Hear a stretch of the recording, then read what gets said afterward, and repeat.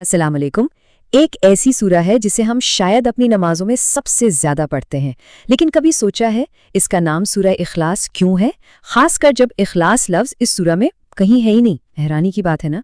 तो चलें आज इसी अनोखे राज से पर्दा उठाते हैं। अच्छा सच बताएं, हम में से कितने लोग हैं जिनके लिए कुल हुवल्लाहु अहद नमाज जल्दी से पूरी करने का एक शॉर्टकट बन चुका है, खास तौर पे जब हम थके हुए हों या कहीं जाने की जल्दी हो। लेकिन क्या हो अगर मैं कहूँ कि इसे एक शॉर्टकट समझकर हम इसके असल खजाने को, इसकी असल रूह को मिस कर रहे हैं। देखें, आम तौर पर कुरान में सूरतों के नाम उन्हीं के अंदर मौजूद किसी लफ्ज़ पर रखे जाते हैं। जैसे सूरह अल फील में फील यानी हाथी का जिक्र है, सूरह अल काफिरून में काफिरून लफ्ज़ आता है। ये एक कॉमन पैटर्न है जो हमें कुरान में मिलता है। मगर सूरह इखलास यहाँ पर सबसे अलग है। आप पूरी सूरा पढ़ लें, कुल हुवल्लाहु अहद से लेकर वलम यकुन लहू कुफुवन अहद तक, आपको इखलास लफ्ज़ कहीं नहीं मिलेगा। तो फिर सवाल उठता है कि इसका नाम सूरह अल इखलास क्यों है। इसके पीछे एक बहुत ही गहरी और खूबसूरत वजह है। जवाब इसके लफ्जों में नहीं बल्कि इसके असर में छुपा है। इसका नाम इसकी क्वालिटी पर रखा गया है, उस असर पर जो ये सूरा एक मोमिन के दिल और इसके ईमान पर डालती है। मतलब इसका नाम इसके काम पर है, ना कि इसके अल्फाज पर। इखलास का सीधा सा मतलब है खालिस होना, प्योर, हर तरह की मिलावट से पाक। और दीन में इसका मतलब है अपने ईमान को हर किस्म के शिर्क से बिल्कुल साफ कर लेना। ये सूरा जब हम इसे समझ कर पढ़ते हैं तो ये हमारे अकीदे को फिल्टर करती है, उसे साफ करती है और बिल्कुल खालिस बना देती है। इसकी सबसे ताकतवर मिसाल हज़रत बिलाल रज़ियल्लाहु ताला अन्हु की ज़िंदगी में मिलती है। ज़रा तसव्वुर करें, मक्का की जलती हुई रेत है, उनके सीने पर भारी पत्थर रखा है और उनकी ज़बान से सिर्फ एक ही सदा निकल रही है, अहद अहद, यानी वो एक है, वो एक है।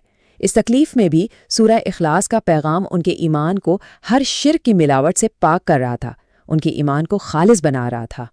लेकिन ये खालिस होने का, प्योर होने का मतलब आखिर है क्या? आइए इसको बेहतर तरीके से समझने के लिए एक छोटी सी कहानी सुनते हैं। एक ऐसी कहानी जो शायद इस सूरे की अहमियत को हमारे दिलों में हमेशा के लिए बसा देगी। सोचिएगा, एक खानदान था जिनके पास नस्लों से एक बहुत ही कीमती सोने का हार चला आ रहा था। हर पीढ़ी अगली पीढ़ी को वो हार देते हुए कहती, ये हमारे खानदान की शान है, इसकी हिफाजत करना। वो उनके लिए सिर्फ एक जेवर नहीं था, बल्कि उनकी इज्जत और उनकी पहचान था।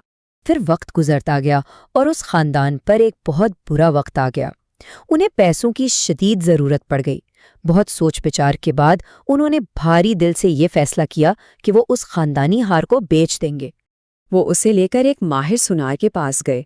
सुनार ने हार को हाथ में लिया, उसे परखा और फिर एक हल्की सी मुस्कुराहट के साथ कहा, माफ़ कीजिएगा, लेकिन जिसे आप नस्लों से असली सोना समझ रहे थे वो दरअसल पीतल है। ज़रा उस खानदान का सदमा सोचिएगा, जिस चीज़ को वो अपनी सबसे कीमती चीज़ मानते थे वो नकली निकली। सवाल ये है कि सुनार को कैसे पता चला? क्योंकि उसके पास एक कसौटी थी।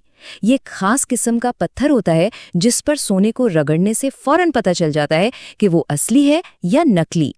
वो उसकी प्योरिटी, उसकी खालिसियत चेक करता है। बिल्कुल बिल्कुल उसी तरह सूरह इखलास हमारे ईमान की कसौटी है। ये वो टचस्टोन है जो परखता है कि हमारा अल्लाह पर यकीन क्या वाकई 24 कैरेट खालिस सोना है, या फिर उसमें दुनिया की ख्वाहिशों की, लोगों को दिखाने की या छोटे बड़े शिर्क की मिलावट हो चुकी है। और इस ईमान के सोने की कीमत इतनी ज़्यादा है कि इस कसौटी की अहमियत भी बहुत बड़ी है। हमने ये बात अक्सर सुनी है ना कि इस छोटी सी सूरा को पढ़ने का सवाब 1/3 यानी 1/3 कुरान के बराबर है। ऐसा क्यों है? 4 आयातें और सवाब पूरे 1/3 कुरान का। देखें, उलमा ने कुरान के मैसेजेस को आम तौर पर 3 बड़े हिस्सों में बांटा है। एक हिस्सा है अहकाम का, यानी क्या हलाल है क्या हराम है। दूसरा हिस्सा है किस्सों का, पिछली कौमों और नबियों के वाक़यात। और जो तीसरा और सबसे अहम हिस्सा है वो है तौहीद का, यानी सिर्फ और सिर्फ अल्लाह की वहदानियत का बयान। और सूरह इखलास, ये 4 छोटी सी आयात कुरान के इस पूरे 1/3 हिस्से यानी तौहीद का निचोड़ हैं, उसका खुलासा है, उसकी समरी है। इसलिए इसे समझकर पढ़ना, گویا قرآن کے دل کو، اس کے سب سے ضروری پیغام کو سمجھ لینا ہے۔ ایک صحابی تھے جو نماز پڑھاتے تھے اور ان کی عادت تھی کہ وہ ہر رکعت میں دوسری سورہ سے پہلے سورہ اخلاص ضرور پڑھتے تھے۔ لوگوں نے پوچھا، آپ ایسا کیوں کرتے ہیں؟ تو انہوں نے کہا، کیونکہ مجھے اس سورہ سے بے پناہ محبت ہے۔ جب یہ بات ہمارے پیارے نبی صلی اللہ علیہ وسلم تک پہنچی تو آپ صلی اللہ علیہ وسلم نے فرمایا، جا کر اس سے کہہ دو کہ اس سورت سے اس کی یہ محبت ہی اسے جنت میں لے جائے گی۔ سبحان اللہ!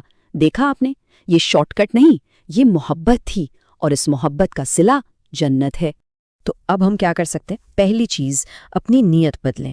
اس سورہ کو شارٹ کٹ سمجھنے سے محبت کرنے تک کا سفر طے کریں۔